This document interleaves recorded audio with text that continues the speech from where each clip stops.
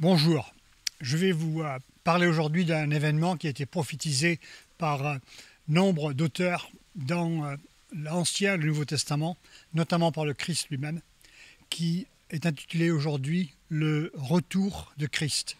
Alors afin d'éviter des malentendus ou des spéculations, le sermon qui suit est plus fourni que d'habitude avec des passages bibliques que je vais vous lire concernant le retour de Christ. Beaucoup de ces passages sortant de la bouche même de Jésus.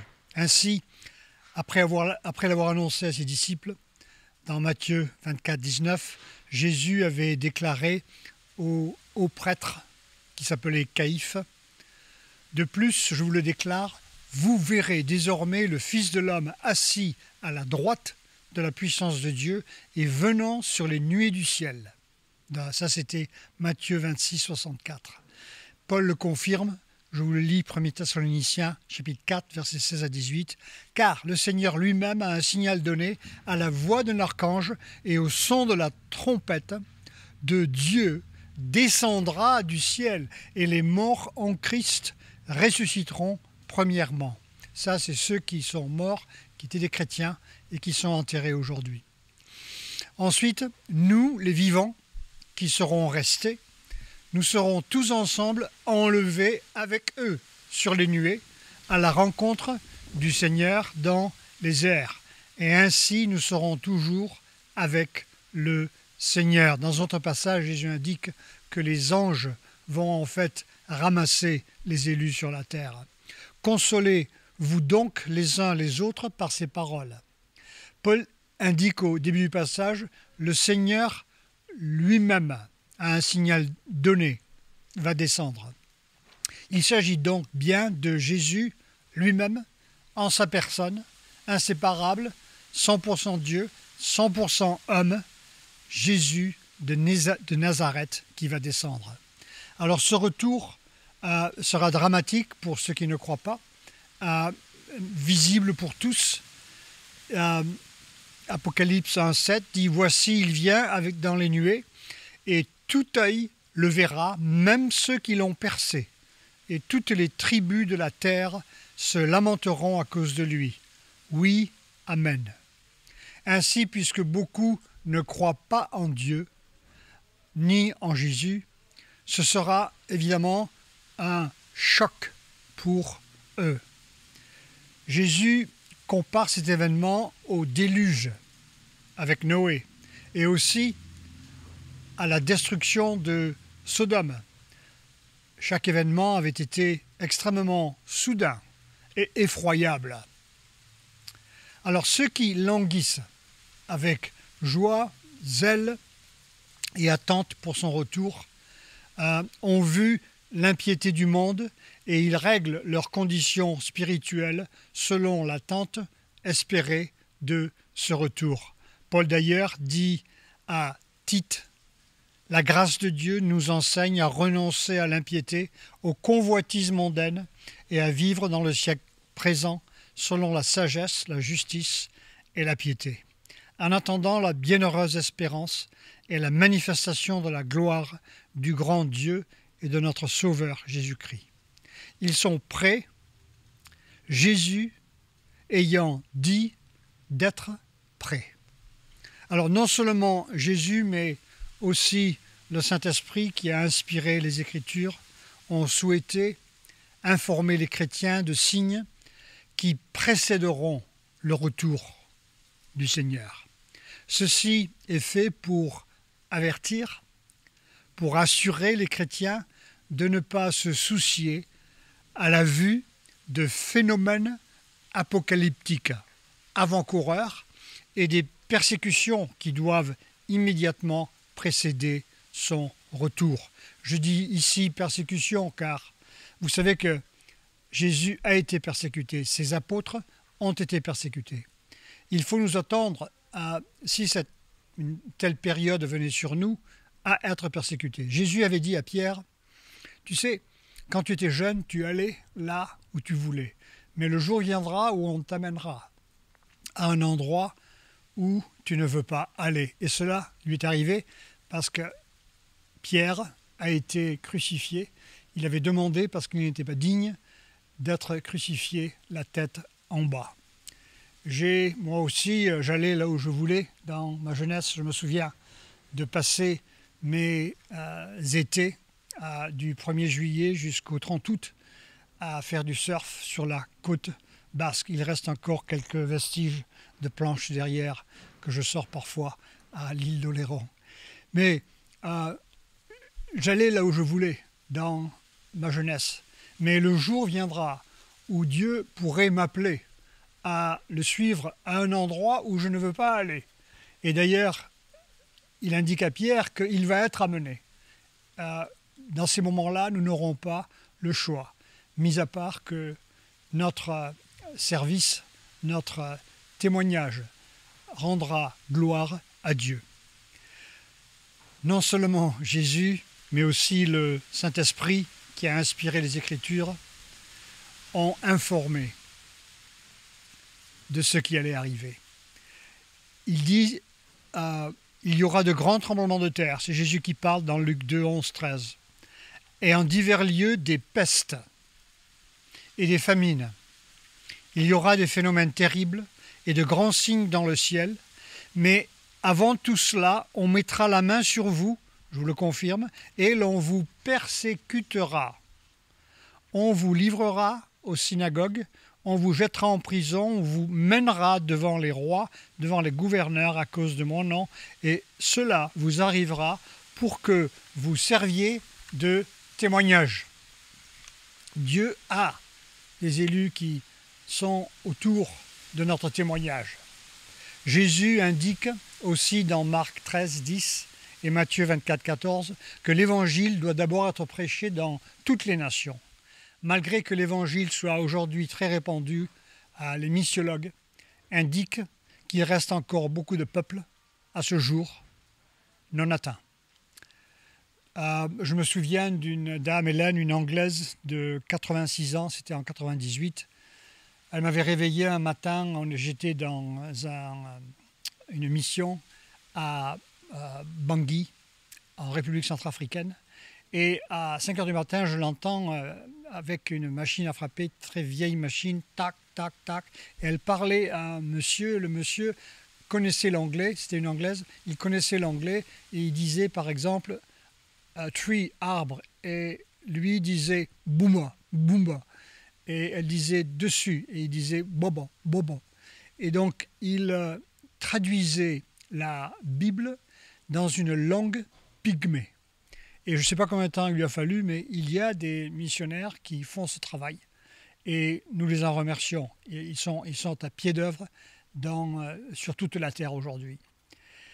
D'autre part, l'Évangile, il y a un autre fait qui est intéressant, il a pratiquement disparu de nombre de pays occidentaux que l'on considère aujourd'hui déchristianisés. On pourrait même citer certaines parties de la France ainsi. Jésus, d'autre part, avertit les chrétiens de cette manière. Il dit « Vous entendrez parler de guerre et de bruit de guerre. Gardez-vous d'être troublés, car il faut que ces choses arrivent. Mais ce ne sera pas encore la fin. Une nation se lèvera contre une nation, un royaume contre un royaume, et il y aura en divers lieux des famines et des tremblements de terre. Tout cela ne sera que le commencement des douleurs. Ici, c'est ce terme à voir avec quand une femme commence à accoucher pour avoir un bébé. La détresse en ces jours sera telle qu'il n'y en a eu point de semblable depuis le commencement du monde que Dieu a créé jusqu'à présent et qu'il n'y en aura jamais. Et si le Seigneur n'avait pas abrégé ces jours, personne ne serait sauvé. Mais il les a abrégés à cause des élus qu'il a choisis. Il y aura des signes dans le soleil, dans la lune, dans les étoiles et sur la terre. Il y aura de l'angoisse chez les nations qui ne sauront que faire. Au bruit de la mer et des flots, les hommes rendant l'âme de terreur dans l'attente de ce qui surviendra sur la terre, car les puissances des cieux seront ébranlées. Alors il met aussi en garde sur les faux prophètes qui essaieront de dérouter les vrais chrétiens. Il dit, si quelqu'un vous dit alors le Christ est ici, il est là, ne croyez pas. Car il s'élèvera de faux Christ, de faux prophètes. Ils feront de grands prodiges et des miracles au point de séduire, s'il était possible, même les élus.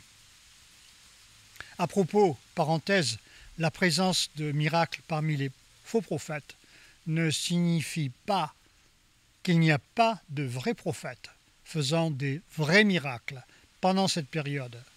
D'ailleurs, cette activité continue jusqu'au retour du Christ. Finalement, il y a la figure emblématique de l'Antéchrist qui doit apparaître pendant cette période.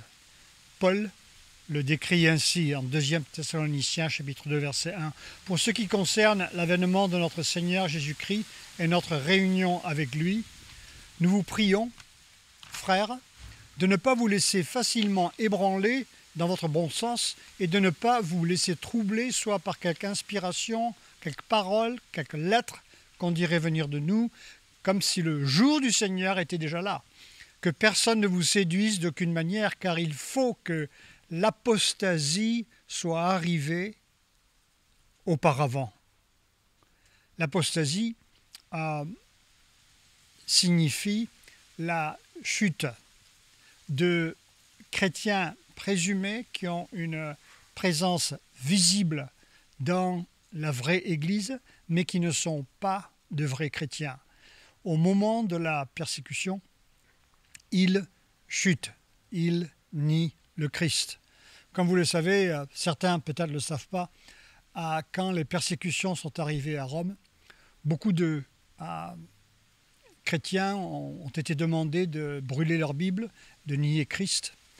Et ceux qui ne le faisaient pas étaient soit torturés, tués ou mis en prison. Et après que les persécutions aient arrêté, il y avait des chrétiens qui avaient chuté et l'Église a décidé de les recevoir de nouveau parmi elles. Et donc, c'est de là que vient le confessionnal. Ils ont bâti des confessionnaux pour que ces personnes viennent se repentir d'avoir nié Christ et maintenant être reçues dans l'Église. Et ils ont pris le passage de Pierre qui avait renié le Christ 3 fois et qui avait ensuite été pardonné. Mais ici, cette apostasie, à la fin, elle n'a pas de repentance. C'est-à-dire que ce sont des gens qui vont complètement et finalement nier le Christ. Et ensuite, Paul dit « Et qu'on ait vu paraître l'homme du péché, le fils de la perdition, l'adversaire qui s'élève au-dessus de tout ce qu'on appelle Dieu ou de ce qu'on adore, jusqu'à s'asseoir dans le temple de Dieu, se proclamant lui-même Dieu. » Jésus avait dit si vous détruisez ce temple, je le rebâtirai en 3 jours. Il parlait du temple spirituel, qui est l'Église, l'habitation de Dieu. Et ici, il me semble que Paul parle dans la sphère spirituelle. Cet antéchrist va prendre place dans tout ce qui est spirituel. Il va avoir une place d'autorité, de prominence, plutôt que dans un temple dur. Certains croient cela, un temple dur. Je ne le pense pas. Alors, il dit ensuite, l'apparition de cet impie se fera par la puissance de Satan avec toutes sortes de miracles, de signes, prodiges mensongers, avec toutes les séductions de l'iniquité pour ceux qui périssent parce qu'ils n'ont pas reçu l'amour de la vérité pour être sauvés.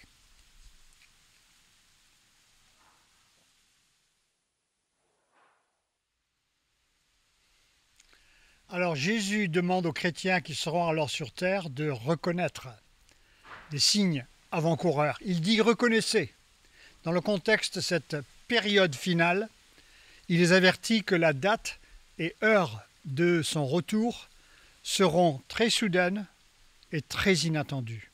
Il dit, c'est pourquoi vous aussi tenez-vous prêts, car le Fils de l'homme viendra à l'heure où vous n'y penserez pas. Veillez donc, puisque vous ne savez ni le jour, ni l'heure. Le livre de l'Apocalypse définit cette période finale qui précède le retour du Christ comme durant 3 ans et demi ou 1260 jours, ceci mentionné dans Apocalypse 11 et aussi le chapitre 13. Alors il faut aussi noter que cette période finale en question pourrait débuter n'importe quand dans l'histoire, pourrait débuter aujourd'hui ou demain, semaine prochaine ou l'an prochain. Nous n'avons aucune idée. Cette dernière pourrait peut-être aussi être précédée de frémissements avec des effets moindres, peut-être même graduels, mais de nature similaire à la période finale qui précède le retour de Christ.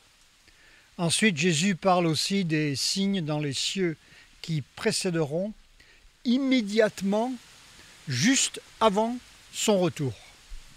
Il dit aussitôt, après ces jours de détresse, le soleil s'obscurcira, la lune ne donnera pas plus sa lumière, les étoiles tomberont du ciel. Les puissances des cieux seront ébranlées. Et ensuite il dit, alors, je répète, alors le signe du Fils de l'homme paraîtra dans le ciel. Et toutes les tribus de la terre se lamenteront. C'est ceux qui n'ont pas cru en lui, qui ne se sont pas repentis. Et elles verront le Fils de l'homme venant sur les nuées du ciel avec puissance et une grande gloire. L'apôtre Paul en parle ainsi dans 1 Thessaloniciens chapitre 5 verset 1. Pour ce qui est des temps et des moments, vous n'avez pas besoin, frères, qu'on vous en écrive, car vous savez bien vous-même que le jour du Seigneur viendra comme un voleur dans la nuit. Pas le jour, mais la nuit. Il y a cette surprise quand on dort, on se réveille, pas. Il n'y a pas de stéréo. L'ordi est parti. Quand les hommes diront paix, sûreté, alors une ruine soudaine les surprendra, comme les douleurs d'enfantement surprennent la femme enceinte, et ils n'échapperont point. Je me souviens, c'était en Floride, mon épouse Nicole, elle attendait notre fille Chloé. Elle était sur le point de naître et nous étions sortis au restaurant le soir. On était rentrés vers 10 heures du soir. Et elle me disait, oh, je crois que ça va pas trop. Et ce qu'il y a, j'ai eu 6 enfants, mais pour Chloé était la 4e. Et ce qui s'est passé ici, c'est que nous avions chaque fois attendu pour les 3 premiers entre 48 heures, quelquefois 76 heures, mais aussi 24 heures après notre entrée à l'hôpital.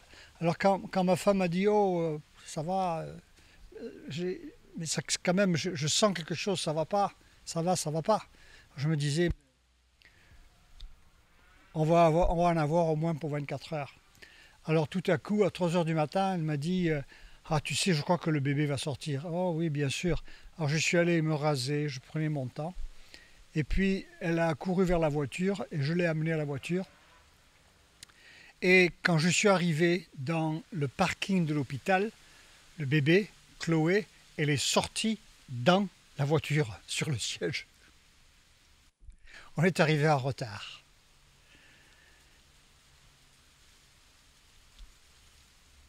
Il est ainsi pour tous les gens qui ne croiront pas en Christ, ils ne seront pas prêts.